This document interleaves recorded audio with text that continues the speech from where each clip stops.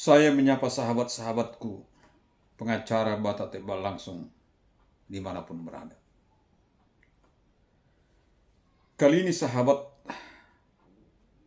saya membuat satu video singkat untuk memberikan satu tanggapan atau reaksi sebagai warga negara maupun sebagai praktisi hukum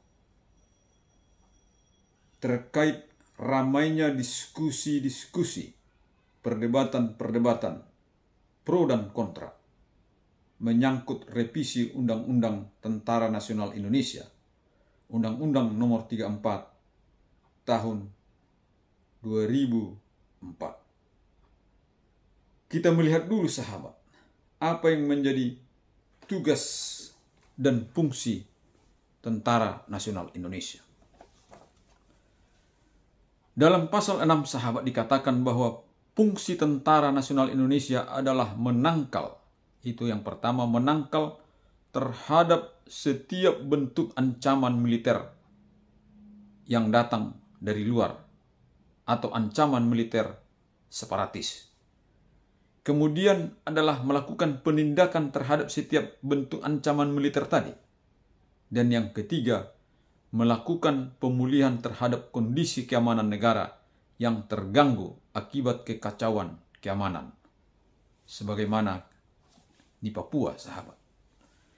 Kemudian kita melihat lagi apa yang menjadi tugas pokok Tentara Nasional Indonesia diatur dalam pasal 7 ayat 1. Bahwa tugas pokok Tentara Nasional Indonesia menegakkan kedaulatan negara, mempertahankan keutuhan wilayah negara kesatuan Republik Indonesia berdasarkan Pancasila dan Undang-Undang Dasar 1945.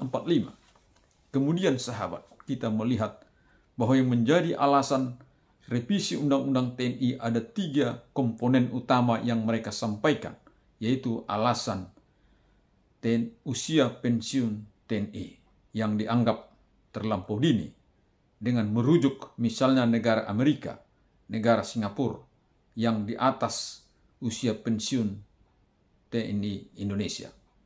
Kemudian alasan anggaran TNI terlampau minim. Dan yang ketiga, alasan kesejahteraan prajurit. Alasan kesejahteraan prajurit inilah sahabat yang viral kita lihat dan kita dengarkan. Bahwa seolah-olah alasan untuk kesejahteraan ini, negara seolah-olah belum mampu memberikan kesejahteraan kepada TNI.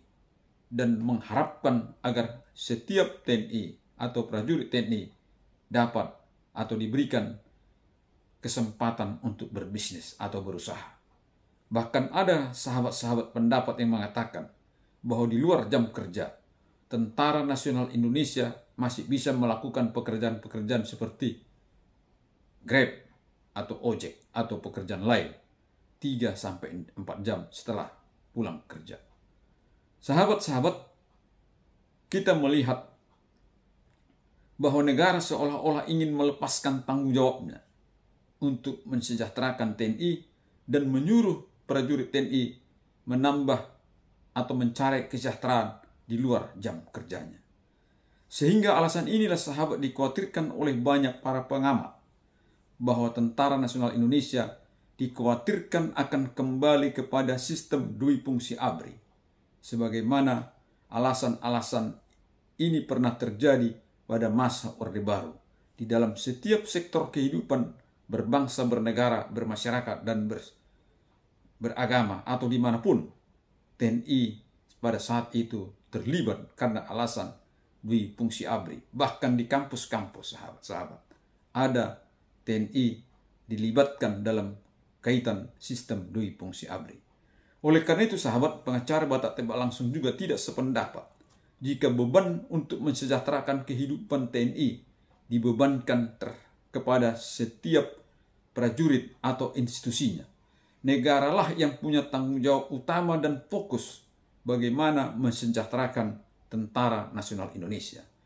Negara harus mencoba meniru bagaimana Amerika bisa membuat anggaran tentaranya sampai dengan 13.700 triliun dalam tahun 2023 atau sebelumnya.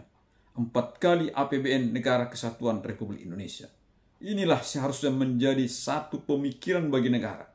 Usaha dan fokus apa untuk bisa mensejahterakan TNI, agar setiap TNI dan institusinya fokus dan terus melatih dirinya, baik dalam alat-alat tradisional, canggih, dan berbagai macam lainnya, agar dia TNI siap digerakkan kapan saja dengan berbagai kecanggihan-canggihan, sebagaimana tugas pokok TNI tadi menjaga, menegakkan kedaulatan negara dan mempertahankan keutuhan wilayah negara kesatuan Republik Indonesia.